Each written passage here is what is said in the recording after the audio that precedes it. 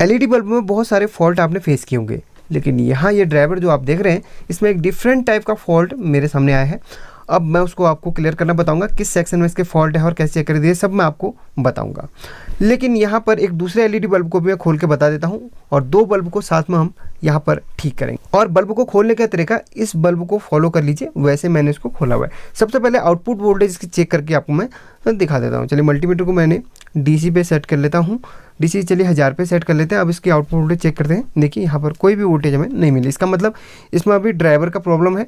अब ड्राइवर का क्या प्रॉब्लम है उसका सॉल्यूशन मैं करूँगा। सबसे पहले एसी वोल्टेज भी चेक करवा दी, यहाँ पर ओके आ रही है, इसका मतलब बल्ब में खराबी है। तो चलिए बल्ब को मैं सबसे पहले खोलता हूँ और आपको दिखाता हूँ।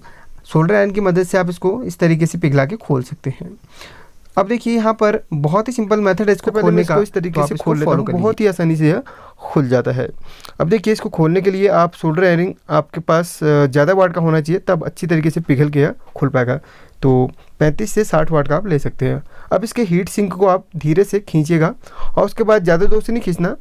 अब जस्ट इसके उल्टे साइड को आप सबसे पहले चलिए इसके इन वायर को आप डिस्कनेक्ट कीजिए और उसके बाद हाथ से इसको थोड़ा सा खींचेंगे, ज़्यादा जोर से नहीं खींचना। उसके बाद आपने सोल्डरिंग आयरन से इसके दोनों पॉइंट्स थोड़ा सा हीट करने हैं और उसके बाद आप जब इसको खींचेंगे तो आसानी से बाहर को आ जाएगा। अब देखिए इसमें फ्यूज़, देखिए सबसे पहले फ्यूज़ पे नजर गई, इसके फ्यूज़ यहाँ पर बर्न हो चुके हैं। अब यहाँ पर फ्यूज़ क्यों बर्न हुए ये सबसे पहले हम यहाँ पर चेक करेंगे। अब यहाँ पर देखिए आप जो यहाँ पर दूसरा ड्राइवर देख रहे हैं, एक तो ये वाला ड्राइवर आप देख रहे हैं, एक जो मैंने अभी खोला वो देख रहे हैं। जो ड्राइवर आप देख रहे हैं, अब इसमें बताता हूँ क्या फॉल्ट है। आपको खोलना तो सिखा दिया, बाहर निकालना भी सिखा दिया। इस ड्राइवर में सबसे पहले मैं आपको बता देता हूँ। यहाँ पर ऐसे ही दो फ्यूज़ थे, वो बर्न हो चुके थे। अब क्यों बर्न हुए सबसे पहले मैं आपको बताता हूँ। देखिए इस ड्राइवर में एक डिफरेंट टाइप का फॉल्ट मुझे देखने के लिए मिला। जब मैंने इसको सीरीज पे चेक किया, फ्यूज वगैरह इसके हटा दिए थे, उसके बाद सीरीज में चेक किया तो यहाँ पर देखिएगा, देखिए अब यहाँ पर सीरीज बल्ब बहुत कम ग्लो हो रहा है। देखिए बहुत कम ग्लो हो रहा है, मतलब इसमें शॉर्टिंग है लेकिन बहुत कम, मतलब हाफ शॉर्टिंग आप मान के चलिएगा। अब यहाँ पर जब मैंने अचानक से मेरा कैपेसिटर पे हाथ गया तो कैपेसिटर काफ़ी हीट हो रहा था। हाँ 2-3 मिनट में एक्स्ट्रा अगर हाथ को यहाँ पर रखता या फिर इसको ऐसे लगा के रखता तो कैपेसिटर फट सकता था। कैपेसिटर क्यों हीट हुआ इसकी वजह मैं आपको बताता हूँ। असल में इसके आईसी में शॉर्टिंग आने की वजह से इसमें आपको आउटपुट में जो वोल्टेज है कैपेसिटर की वैल्यू से ज़्यादा आपको दिख। यहाँ पर कैपेसिटर की एक लेग को मैं कट कर लेता हूँ और कैपेसिटर को इस सर्किट से थोड़ा सा अलग कर लेता हूँ। अब इसमें शॉर्टिंग चेक करेंगे। जो पहले हमारा ये बल्ब ग्लो कर रहा था, अब शॉर्टिंग चेक करेंगे। देखिए सीरीज बल्ब ओके है, अब शॉर्टिंग नहीं आ रही है। ऐसा क्यों? कैपेसिटर की जो वैल्यू है वहाँ पर कम पड़ गई है। असल में आईसी शॉर्ट होने की वजह से या आईसी के अंदर इंटरनली जो प्रॉब्लम आने की वजह से उसकी आउटपुट वोल्टेज हमें ज़्यादा मिल रही है, इसीलिए कैपेसिटर हीट कर रहा है क्योंकि वहाँ पर ओवर वोल्टेज है। अब यहाँ पर आपको वोल्टेज चेक करवा के दिखा देता हूँ। देखिए आउटपुट में मैंने मल्टीमीटर को सेट कर लिया 1000 वोल्ट पे। अब देखिए इसमें वोल्टेज कितनी मिल, देखिए 1 मिनट, हाँ 220-19 वोल्ट के आसपास मिल रही है। अब कैपेसिटर की वैल्यू 100 वोल्ट है, आउटपुट में 220 वोल्ट मिल रही है, तो कैपेसिटर तो भाई नॉर्मल सी बात है, कैपेसिटर आपका हीट होना है। अच्छा हुआ कि मैंने उसको समय रहते ज़्यादा देर तक नहीं लगाया, वरना कैपेसिटर फट सकता था, नुकसान हो सकता था। अब यहाँ पर इसको मैं रिपेयर तो नहीं करूँगा क्योंकि इसकी आईसी यहाँ पर मिलनी पॉसिबल नहीं है। यहाँ पर ड्राइवर का आईसी का फॉल्ट हमारे सामने आ चुका है। तो ऐसी कंडीशन में आप आईसी का फॉल्ट मान के आप ड्राइवर को आप चेंज कर लीजिए। इसका बाईपास मेथड है, एक ड्राइवर को आप बाईपास मेथड से ऑन कर सकते हैं, ड्राइवर बना सकते हैं। उस पर वीडियो बनाई है, कृपया आप उसे एंड स्क्रिप्ट पर मैं वीडियो दूँगा, देख लीजिएगा। अब बात करते हैं इस ड्राइवर की। इस ड्राइवर का फॉल्ट क्या है, अब ये चेक करते हैं। देखिए इसमें दोनों फ्यूज बर्न हो चुके हैं। ये क्यों बर्न हुए, ये क्यों जले, बताता हूँ आपको। अब सबसे पहले इसमें मल्टीमीटर लगा लेता हूँ आउटपुट पे। अब वोल्टेज कितनी आ रही है, सबसे वैसे चेक की थी, वोल्टेज तो कुछ भी नहीं है। फ्यूज के बाद में हम चेक करेंगे वोल्टेज। अब फ्यूज के बाद में वोल्टेज चेक करेंगे। देखिए ये तो फ्यूज जले हैं, वोल्टेज यहाँ पर कुछ नहीं। अब यहाँ पर लगाएंगे, देखिए अब वोल्टेज कितनी मिल रही है, यहाँ पर 100, देखिए कितनी मिल रही है, 150 के आसपास यहाँ पर वोल्टेज मिल रही है, 54 के आसपास। अब देखिए यहाँ पर कैपेसिटर की वैल्यू है आपकी 100 वोल्ट, आउटपुट में 154 वोल्टेज मिल रही है। अब यहाँ पर एक काम करूँगा मैं, लोड पे वोल्टेज चेक करेंगे। चलिए एक बार और चेक कर लेते हैं। देखिए कंफर्म हो गया। अब लोड पे यहाँ पर एक एमपीसी भी लगाऊंगा आउटपुट पे। अब वैसे कोई कंपोनेंट अभी हीट तो नहीं हो रहा है, कैपेसिटर यहाँ पर हीट नहीं हो रहा है। अब फिर भी हम एक बार आउटपुट पे वैसे करके एक बार चेक कर लेते हैं और देखते हैं कि कोई कंपोनेंट हीट हो रहा है कि नहीं। ठीक है, मैं इसको लगाता हूँ। ना तो यहाँ पर बल्ब पे कोई शॉर्टिंग दिखा रहा है और कैपेसिटर भी हीट तो यहाँ पर नहीं बता रहा है। हाँ, चार्ज हो रहा है, देखिए चार्ज हो रहा है, शॉर्ट कर रहा है तो चार्ज हो रहा है। अब देखिए, अब इसको MPCB में लगा के आउटपुट वोल्टेज हम चेक करेंगे। बिना लोड के वोल्टेज तो यहाँ पर 150 बता रहा है। अब लोड के साथ वोल्टेज यहाँ पर कितना बताएगा, अब यहाँ पर चेक करके ही पता चलेगा। चलिए MPCB को लगा लिया है और फ्यूज़ तो यहाँ पर जले हुए, फ्यूज़ को हटा के हम ऊपर पे यहाँ पर लगाएंगे इसके सीरीज के दोनों पॉइंट्स को। चलिए, ये फिट हो चुका है। अब देखते हैं, कैपेसिटर हीट होगा तो फिर कैपेसिटर हम चेंज कर लेंगे। अब बाकी जो है आपके सामने रहेगा। देखिए, अब टेस्ट करके आपको दिखाता हूँ। तो चलिए फिर दोनों वायर्स को मैं यहाँ पर कनेक्ट कर लेता हूँ और फिर देखते हैं रिजल्ट क्या मिलता है। अब चलिए, अब सीरीज़ के दोनों यहाँ पर लगा लेते हैं। चलिए, अभी देखिए बिल्कुल ओके जल रहा है, कोई दिक्कत नहीं है। और हीटिंग इश्यू अभी चेक करेंगे। हीटिंग इश्यू पहले एक दो बार और चेक करते हैं। चलिए, इसको फिर से मैं कनेक्ट करता हूँ। तो अच्छी तरीके से इसको कनेक्ट कीजिए, कहीं पर तार वगैरह शॉर्ट वगैरह मत कीजिए। जहाँ पे इसके पॉइंट है वहीं पे इसको लगाना है। अब यहाँ पर लोड के साथ एक बार चेक करता हूँ वोल्टेज को। पहले तो वोल्टेज कितनी मिलती, हमें 150 वोल्ट मिल रही थी। अब लोड के साथ मल्टीमीटर पे देखिए, यहाँ पर 84 के आसपास मिल रही है। तो देखिए, कैपेसिटर की वैल्यू से कम, इसको थोड़ा ढक देता हूँ, आपको शायद स्क्रीन पे दिक्कत आ रही होगी देखने में। अब यहाँ पर फिर से दिखाता हूँ आपको, देखिएगा वोल्टेज कितनी मिल रही है, 83। बिल्कुल परफेक्ट वोल्टेज है, कोई दिक्कत नहीं है, परफेक्ट वोल्टेज आ रही है। कैपेसिटर की वैल्यू से कम आ रही है, मतलब कैपेसिटर की वैल्यू 100 वोल्ट की है, यहाँ पर 84 वोल्ट आ रही है। कोई दिक्कत नहीं, कैपेसिटर आपका हीट नहीं होगा। देखिए, हीट नहीं हो रहा है, कोई दिक्कत नहीं। लेकिन यहाँ पर एक MOB आपको दिख रहा है, तो यहाँ पर ये MOB में हीटिंग इशू आ रहा है। हो सकता है MOB हाफ शॉर्टिंग हुआ हो। अब MOB को हम चेक करेंगे। सबसे पहले हम वैसे ही चेक कर लेते हैं। तो यहाँ पर MOB के दोनों पॉइंट्स में मल्टीमीटर को मैं लगाता हूँ, तभी पता चलेगा MOB शॉर्टिंग है कि नहीं।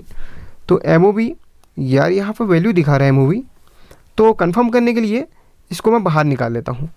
काफ़ी हीट हो रहा है MOB, इसका मतलब कुछ ना कुछ है इसमें गड़बड़।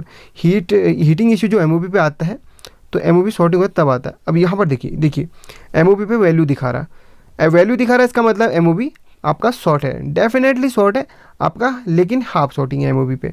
देखिए, MOB जब भी आपका हाफ शॉर्टिंग हो या फिर फुल शॉर्टिंग हो, वैल्यू दिखाता ही दिखाता है। MOB बिल्कुल ओके रहेगा तो कोई वैल्यू यहाँ पर नहीं दिखाएगा। वैल्यू दिखाने का मतलब है कि आपका MOB बिल्कुल शॉर्ट है। अब देखिए, सर्किट में फ्यूज और MOB यहाँ पर दिक्कत बता रहा है। फिर भी एक बार और कंफर्म कर लेता हूँ इसको ऑन करके कि कोई और इसका जो कंपोनेंट है वो हीट तो नहीं हो रहा। इसको हम एक बार फिर से हम चेक करेंगे। अगर कोई कंपोनेंट हीट रहेगा तो उसको भी हम चेक करके देखेंगे। अब देखिए, यहाँ पर मैं इसमें लाइन दे देता हूँ, ये ओके है। अब दिखाते हैं। देखिए, बल्ब ग्लो नहीं कर रहा, उस समय थोड़ा सा ग्लो कर रहा था। अब यहाँ पर देखिए, बल्ब कोई भी ग्लो नहीं कर रहा है। अब फिर से इसको मैं चेक करवाता हूँ, आउटपुट वोल्टेज चेक करवाता हूँ आपको। अब यहाँ पर आउटपुट वोल्टेज हमें मिल रही है कितना, 84, 81, 82, 83 अप डाउन हो रही, मतलब परफेक्ट है, कोई दिक्कत नहीं है। बस MOB में थोड़ा सा मुझे हीटिंग इश्यूज बता रहा था, इसका मतलब MOB हमारा हाफ शॉर्टिंग है। तो यहाँ पर सारे कंपोनेंट बिल्कुल ओके हैं, कैपेसिटर ओके है, कोई भी शॉर्टिंग अब नहीं बता रहा है, या फिर कोई भी हीटिंग इश्यू अभी नहीं आ रहा। काफ़ी डिफरेंट फॉल्ट यहाँ पर दोनों में मुझे देखने के लिए मिला। MOB काम कैसे करता है इसको समझना ज़रूरी है। अब देखिए, यहाँ पर एक ड्राइवर का मैं एक छोटा सा चित्र बना लेता हूँ। ये मान लीजिए ड्राइवर है, आउटपुट इसकी है प्लस और माइनस, ठीक है। अब ये इसमें इनपुट कर रहे हैं आप लाइव ऑन न्यूट्रल वायर। तो MOB लगता है कभी भी आपका एक कैपेसिटर की तरह पैरेलल पे, इस तरीके से कैपेसिटर जैसे लगता है ना, वैसे ही MOB यहाँ पर पैरेलल पे लगता है। एक लाइव वायर पे, एक न्यूट्रल वायर पे इसकी दोनों लेग कनेक्ट होती है। अब यहाँ पर जो फ्यूज लगता है MOB से पहले लगता है, इस तरीके से। इसकी वैल्यू क्या रहेगी ये भी देखेंगे। चलिए, 10 ओम्स के आसपास की आप फ्यूज रखिए, 20 ओम्स रख लीजिए। चलिए, तो 10 से 20 ओम्स तक परफेक्ट आपका रहेगा। और यहाँ पर 2 फ्यूज कनेक्ट थे इसमें, आप चाहे तो एक फ्यूज लगाते हैं, आप चाहे तो 2 फ्यूज आप कनेक्ट कर सकते हैं। अब यहाँ पर देखिए, MOB और फ्यूज के बिना भी आप अपना सर्किट चालू कर सकते हैं, लेकिन इसमें हाई वोल्टेज प्रोटेक्शन आपका नहीं रहेगा। अब देखिए, यहाँ पर MOB और फ्यूज को एक एग्जाम्पल देने के लिए आपको मैं हटा दूँ बिल्कुल, तो आपका लाइव और न्यूट्रल वायर आप इसमें दे देंगे तो आपका फिर भी सर्किट आपका चालू हो जाएगा। इसमें 220 वोल्ट आप इनपुट करा दीजिए AC में, आपका ये सर्किट चालू हो जाएगा। अब यहाँ पर हाई वोल्टेज प्रोटेक्शन का ये जो MOB वाला फॉर्मूला था वो काम नहीं करेगा। तो इसीलिए MOB को प्रोटेक्शन के तौर पे हमेशा सर्किट में लगाया जाता है, भले एमओबी कहें भले जेडओबी कहें। 2 प्रकार के कंपोनेंट होते हैं, मेटल ऑक्साइड वेरिस्टर इसका पूरा नाम होता है। तो जब भी आपका ओवर वोल्टेज आती है, हाई वोल्टेज आती है, तो ये आपका सर्किट को प्रोटेक्ट कर देता है, ये ख़राब हो जाता है, पैरेलल पे लगा रहता है और आगे जो है फ्यूज को ब्रेक कर देता है। यहाँ पर देखिए इस तरीके से एमओबी लगा हुआ है, इससे पहले एक फ्यूज लगा रहता है। कभी भी एमओबी के साथ आप फ्यूज हमेशा आपने कनेक्ट करना होगा। मान लीजिए फ्यूज नहीं कनेक्ट करते तो घर में आग लग सकती है। अब यहाँ पर 220 वोल्ट आपने इनपुट करा दिया मान लिया जाए। अब यहाँ पर आपने लाइव और न्यूट्रल वायर जोड़ दी और आपने एमओबी के साथ फ्यूज नहीं जोड़ा, तो होगा क्या, घर पे आपकी जो लाइट आ रही है ना, तो या तो घर पे वो एमसीबी को ट्रिप करेगा बार बार, या फिर घर पे जो फ्यूज लगा रहेगा वो फ्यूज को उड़ा देगा। अब भाई एमओबी जब आपका ये इस तरीके से शॉर्ट होगा तो आगे को लाइन नहीं दे पाएगा और पीछे जो लाइव न्यूट्रल वायर रहेगी उसको वह ब्लास्ट कर देगा। इसलिए जब भी आप एमओबी इंस्टॉल करते हैं तो साथ में फ्यूज ज़रूर इंस्टॉल करें, या फिर एमओबी नहीं लगाते हैं तब आप फ्यूज लगा सकते हैं, लेकिन एमओबी या लगाएं तो हमेशा उसके साथ फ्यूज आपको ज़रूर लगाना होगा। ऐसी गलती बहुत लोग करते हैं, एमओबी डाल देते हैं फ्यूज नहीं डालते, ऐसे में आपके घर की लाइन आपकी ख़राब हो सकती है। वैसे जो फ्यूज डाला जाता है आपकी लाइव वायर में डाला जाता है, लेकिन बल्ब में लाइव और न्यूट्रल का अंदाज़ा नहीं लगता है, क्योंकि बल्ब आपका उल्टा भी लगता है और सीधा भी, मतलब बल्बों को आप कैसे भी लगा सकते हैं।